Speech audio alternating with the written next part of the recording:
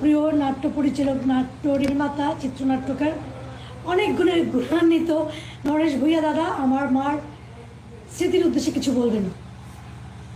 আমি তখন চলচ্চিত্র সাংবাদিকতার সাথে সার্বক্ষণিকভাবে জড়িত। সেই সময়ে একদিন আমার সাথে টিনা খানের সাথে পরিচয় হলো। আমার মনে আছে জুলিয়ার, প্রয়াত নায়িকা জুলিয়ার বাসায় পরিচয় হলো। তখনও টিনা খান সবে শুরু করেছে অভিনয় করতে, এবং পরবর্তী সময়ে দেখেছি মেয়েটি অভিনয় করার জন্য, অভিনেত্রী হিসেবে প্রতিষ্ঠা পাওয়ার জন্য আপ্রাণ চেষ্টা করছে।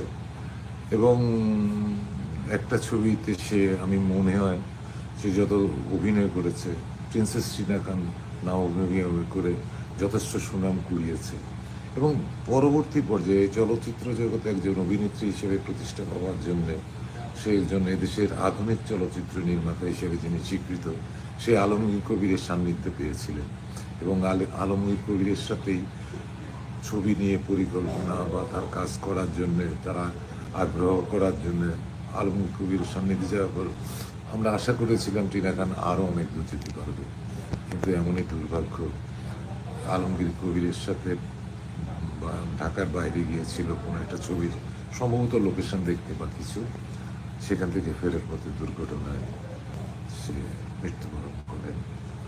তো এক অর্থে টিনা খান চলচ্চিত্রে ও সংশ্লিষ্ট প্রিন্সেস থেকেই টিনা খান মৃত্যুবরণ করেছে। মানে নায়িকা ছিল। চলচ্চিত্রের জন্যেই মারা গেছে এ কথা না মানলেও, যে এই কাজ করতে গিয়ে মারা গেছে এ কথাই বলবো। আমি তার বিধি আত্মার শান্তি কামনা করি। ধন্যবাদ। তিনি ছিলেন ইয়াশ রোহান বা শিল্পী সরকার অপু, হাজবেন্ড ইয়াশ রোহানের। প্রিয় নাট্য পরিচালক, নাট্য নির্মাতা। হ্যাঁ, তার বাবা নরেশ ভূঁইয়া বিটিভির এক বিশেষ পরিচিত করত, মানে আগে শব্দগ্রাহক না চিত্রগ্রাহক এই জাতীয় কিছু, আমার ভালো মনে নাই ছোটবেলায়। ওনার যে রিমু রেজা, এই যে নয়। কে বলছে এটা বিউটিফুল? এটা তো সূর্যমুখী ফুল। ওকে কে বলছে এটা বিউটিফুল? ও ইয়েস, সূর্যমুখী।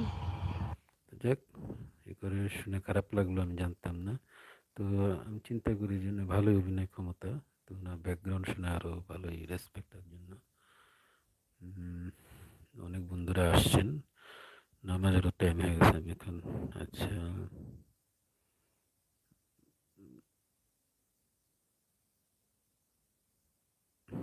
কন্টিনিউ কতগুলো ভিডিও ক্লিপ থাকলে বেটার হতো, কেটে ফেললাম তো।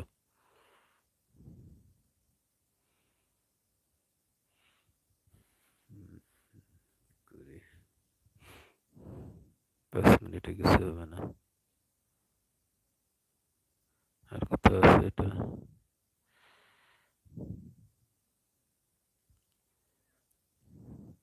শর্মিলী আহমেদের একটাই দেখতে পারেন।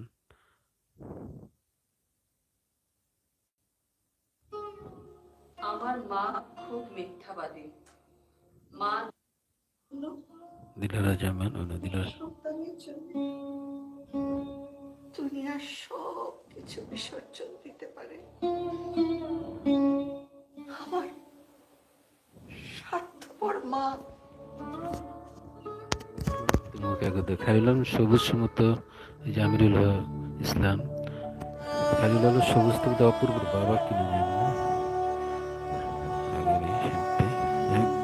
একটু মনে পড়লো, সামনে পেলাম, করলাম।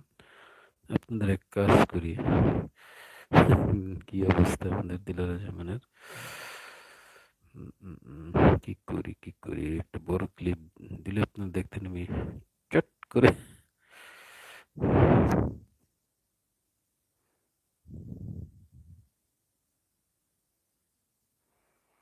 ঠিক আছে বন্ধুরা, আজ এই পর্যন্তই, অনুষ্ঠানটা পাই কিনা শেষ পর্যন্ত। যারা আসছেন সবাইদের শুভেচ্ছা। দেখা না গেলাম, ধন্যবাদ। যেতে হচ্ছে যেহেতু জুম্মার নামাজ। আবার একটা হবে, আরেকটা যে কি বলে, যে নতুন যেগুলো এখনো রিলিজ হয়নি, আজকে বিকালে রিলিজ হবে, তখন আমি এটা নিয়ে আপনাদের সামনে আবার আসবো আর কি। আবু বেশি ভদ্র করতে গিয়ে আবুকে বলেছে, আবু আসবো না।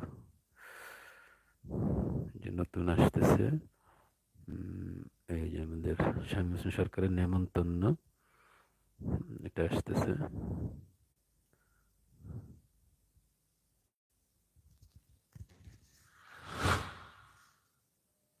দুনিয়া একটা রঙ্গমঞ্চ, এখানে সঠিকভাবে BCS ডেলিভারি না করতে 2 পারলে আপনি নির্ঘাত বেঁচে গেলেন।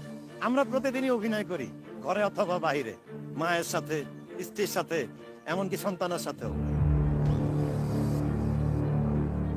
এই মেয়ে, আপনার লজ্জা করে না? সবসময় খিলখিল করে দাঁত বের করে থাকেন, এত হাসি কোত্থেকে আসে বলি? আবার হাসে। ক্লায়েন্টদের সাথে কথা বলার সময় হাসি মুখে কথা বল। আমি কি আপনার ক্লায়েন্ট? এই নিয়ে আমারে কি ফালতু বিজনেস বলতেছেন? আপনি কয়বার কইছেন যে সামনের মাসে ভাড়া দিবেন? আমি তো এমনি আশেপাশে মানুষদেরকে সাহায্য করি, আপনি না ওই প্রতিবেশী হিসেবে আপনাকে সাহায্য করতাম। হায় রে মানুষ। খুশি খাওয়ালে তুই খাবি, তোকে খাওয়াই না আমরা 3 দিন যাবত আগে আমি তোমার কাছে তেহারি চাইছিলাম, কই দিছো? কত বড় মুখে মুখে কথা বলছিস? বলিষ্ঠ পিকচার। নির্লজ্জের তো একটা ধরন থাকা উচিত। পৃথিবীতে সবচেয়ে কঠিন কাজ বোধ হয় বাবার চরিত্র অভিনয় করা। জীবনের পথে থেমে নেই আমি, আসে যত বাধা রয়ে যায় সবই মনের জোরে লড়ছি আমি জানি একা। নিমন্ত্রণ নাটকটা দেখতে পারেন, ঘটনা আমি জানি না এখনো, দেখে বলবো। আরেকটা আসতেছে, এটা বোধহয় BCS 2 মনে হয়, শামীম হোসেন সরকার।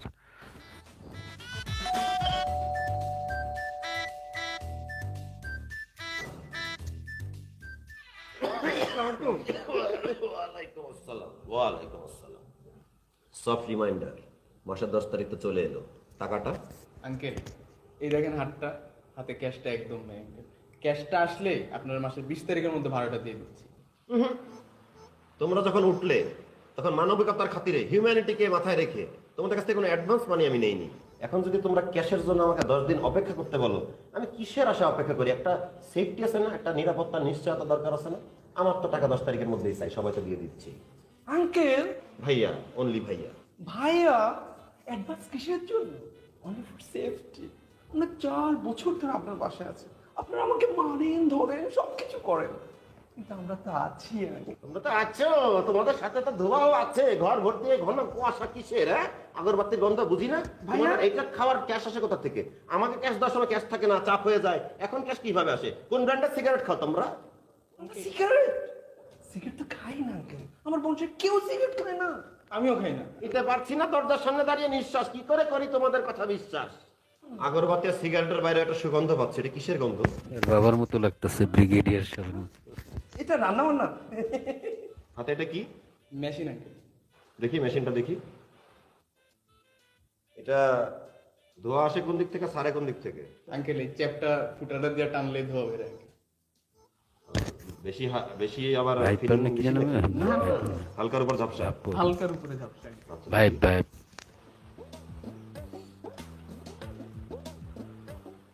ওয়াও, নাইস, অ্যামেজিং, চিল, ইয়া। সুঘ্রাণ, তোমার ভাবিও ধরতে পারবে না জিনিসটা। তাহলে এটা আমি নিয়ে গেলাম, ঠিক আছে? টাকাটা 20 তারিখে দিও, সমস্যা নেই, রিল্যাক্স। 10 দিন দিলাম, এক্সটেন্ড করলাম তোমাদের টাইম। ভালো থেকো। আসসালামু আলাইকুম। ওয়ালাইকুম আসসালাম।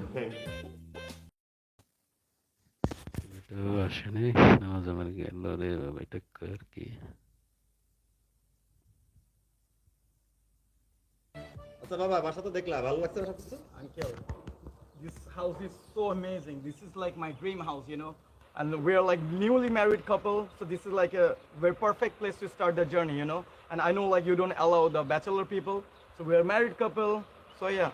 বাবা তুমি ইংরেজি মারাও না, তুমি বাংলায় আসো তো। তুমি তো দাচ্ছি বাসি হিব্রু ভাষা কিসব করছো, আমি এসব এই বুঝে উঠতে পারতেছি না। আমি আধুনিক ছেলে, বাংলায় বললে স্পষ্ট বুঝতে পারি আর কি। বাংলায় বলো। আঙ্কেল আসলে বাইরে থেকে আসছি তো একটু মাঝে মাঝে ইংলিশে এসে পড়ে আর কি। হ্যাঁ, খুবই চিল প্লেস, খুবই ভালো। আর আমার ওয়াইফ যেহেতু পছন্দ করছে, আর তো কথাই থাকে না এখানে। জোশ জোশ, ও জোশ আছে, জোশ আছে। আচ্ছা বাবা, তো তোমার এই যে জাতীয় ফসল তোমার চুলের মধ্যে পেঁচাইছে কেন? এই যে পাটের গিট্টু মিট্টু আশপাশ দিয়ে এটা কি style? Uncle, this is called braid. This is called braid. Bread? Braid. তার কসম, ব্রেড আমি সকাল বিকাল চা দিয়ে চুবাই খাইছি, জীবনে জানি না যে ল্যাপটায় ট্যাপটায় চুলের মধ্যে এরকম পেঁচাই দিয়ে খায় bread. Uncle, that's braid. This is braid.